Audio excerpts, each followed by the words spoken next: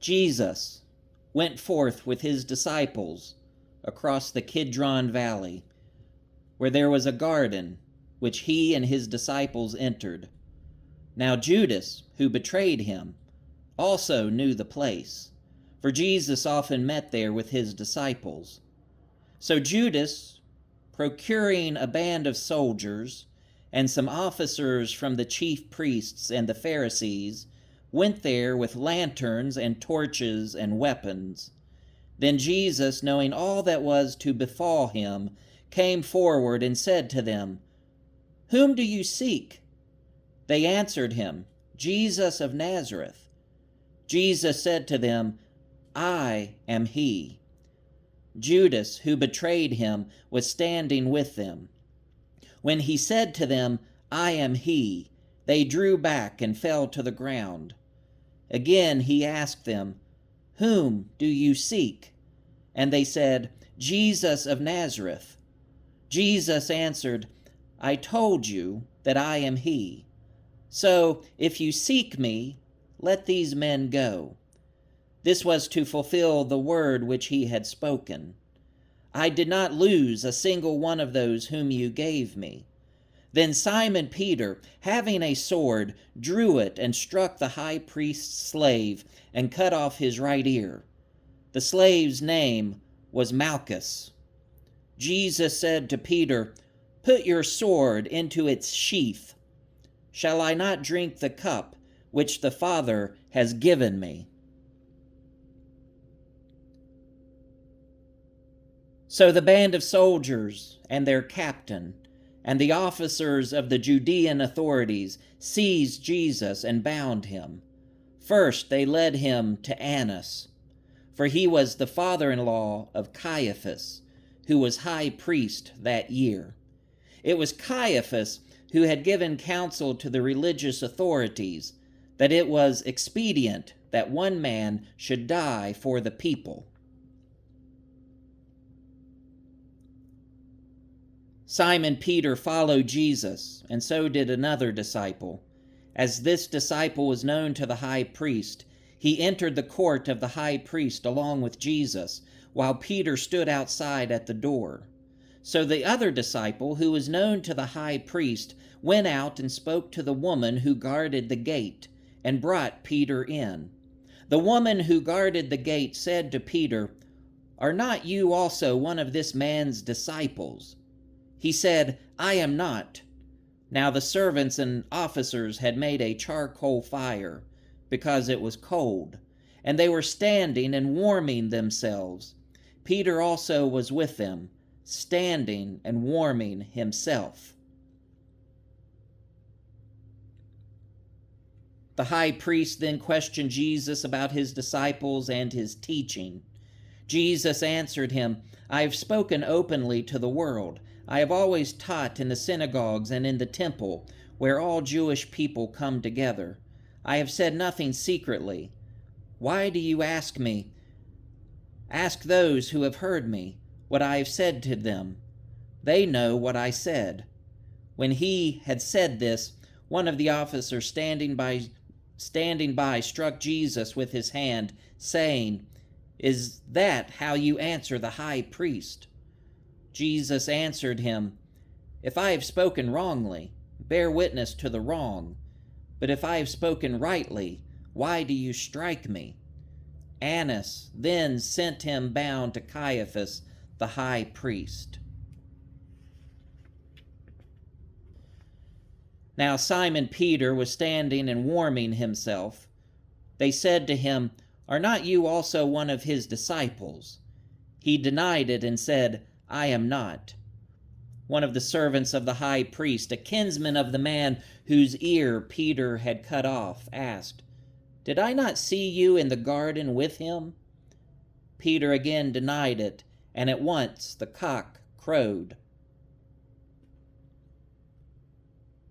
Then they led Jesus from the house of Caiaphas to Pilate's headquarters. It was early. They themselves did not enter the headquarters, so that they might not be defiled, but might eat the Passover. So Pilate went out to them and said, What accusation do you bring against this man?" They answered him, "If this man were not an evildoer, we would not have handed him over." Pilate said to them, "Take him yourselves and judge him by your own law." The religious authorities said to him, "It is not lawful for us to put any man to death." This was to fulfill the word which Jesus had spoken, to show by what death he was to die. Pilate entered the headquarters again and called Jesus and said to him, "Are you the king of the Jews?" Jesus answered, "Do you say this of your own accord, or did others say it to you about me?" Pilate answered, "Am I a Jew? Your own nation and the chief priests have handed you over to me. What have you done?" Jesus answered, "My kingship is not of this world. If my kingship were of this world, my servants would fight, that I might not be handed over to the religious authorities. But my kingship is not from the world." Pilate said to him, "So you are a king?" Jesus answered, "You say that I am a king. For this I was born, and for this I have come into the world, to bear witness to the truth. Everyone who is of the truth hears my voice." Pilate said to him, "What is truth?" After Pilate had said this, he went to the religious authorities again and told them, "I find no crime in him, but you have a custom that I should release one man for you at the Passover. Will you have me release for you the King of the Jews?" They cried out again, "Not this man, but Barabbas." Now Barabbas was a robber. Then Pilate took Jesus and scourged him, and the soldiers plaited a crown of thorns and put it on his head, and arrayed him in a purple robe. They came up to him, saying, "Hail, King of the Jews!" and struck him with their hands. Pilate went out again and said to them, "See, I am bringing him out to you, that you may know that I find no crime in him." So Jesus came out, wearing the crown of thorns and the purple robe. Pilate said to them, "Behold the man." When the chief priests and the officers saw him, they cried out, "Crucify him! Crucify him!" Pilate said to them, "Take him yourselves and crucify him, for I find no crime in him." The religious authorities answered him, "We have a law, and by that law he ought to die, because he has made himself the Son of God." When Pilate heard these words, he was the more afraid. He entered the headquarters again and said to Jesus, "Where are you from?" But Jesus gave no answer. Pilate therefore said to him, "You will not speak to me? Do you not know that I have power to release you and power to crucify you?" Jesus answered him, "You would have no power over me unless it had been given you from above. Therefore he who delivered me to you has the greater sin."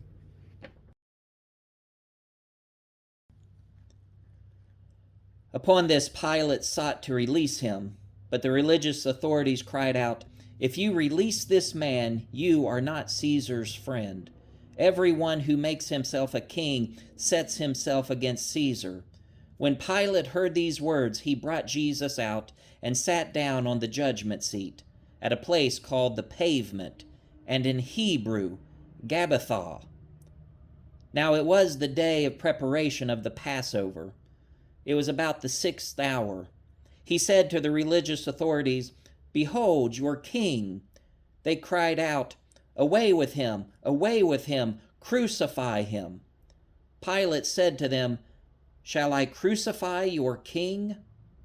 The chief priests answered, "We have no king but Caesar." They handed him over to them to be crucified. So they took Jesus, and he went out, bearing his own cross, to the place called the place of a skull, which is called in Hebrew Golgotha. There they crucified him, and with him 2 others, one on either side, and Jesus between them. Pilate also wrote a title and put it on the cross. It read, Jesus of Nazareth, the King of the Jews. Many of the Judeans read this title, for the place where Jesus was crucified was near the city, and it was written in Hebrew, in Latin, and in Greek. The Jewish chief priests then said to Pilate, do not write, the King of the Jews, but this man said, I am King of the Jews. Pilate answered, what I have written, I have written. When the soldiers had crucified Jesus, they took his garments and made 4 parts, one for each soldier, also his tunic. But the tunic was without seam, woven from top to bottom. So they said to one another, let us not tear it, but cast lots for it to see whose it shall be. This was to fulfill the scripture. They parted my garments among them, and for my clothing they cast lots. So the soldiers did this, but standing by the cross of Jesus were his mother and his mother's sister, Mary, the wife of Clopas, and Mary Magdalene. When Jesus saw his mother and the disciple whom he loved standing near, he said to his mother, Woman, behold your son. Then he said to the disciple, Behold your mother. And from that hour the disciple took her to his own home. After this, Jesus, knowing that all was now finished, said, to fulfill the scripture, I thirst. A bowl full of vinegar stood there, so they put a sponge full of the vinegar on hyssop and held it to his mouth. When Jesus had received the vinegar, he said, It is finished. And he bowed his head and gave up his spirit. Since it was the day of preparation, in order to prevent the bodies from remaining on the cross on the Sabbath, for that Sabbath was a high day, the religious authorities asked Pilate that their legs might be broken and that they might be taken away. So the soldiers came and broke the legs of the first and of the other who had been crucified with him. But when they came to Jesus and saw that he was already dead, they did not break his legs. But one of the soldiers pierced his side with a spear, and at once there came out blood and water. He who saw it has borne witness. His testimony is true, and he knows that he tells the truth, that you also may believe. For these things took place that the scripture might be fulfilled. Not a bone of him shall be broken. And again another scripture says, They shall look on him whom they have pierced.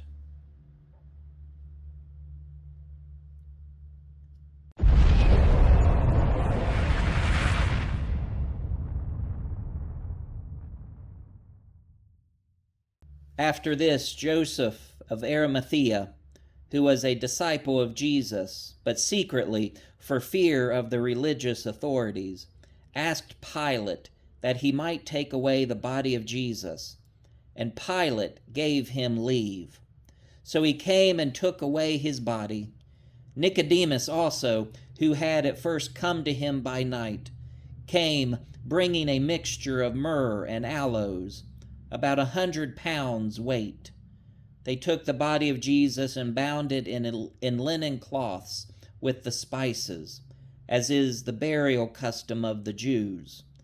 Now, in the place where he was crucified there was a garden, and in the garden a new tomb where no one had ever been laid. So because of the Jewish day of preparation, as the tomb was close at hand, they laid Jesus there.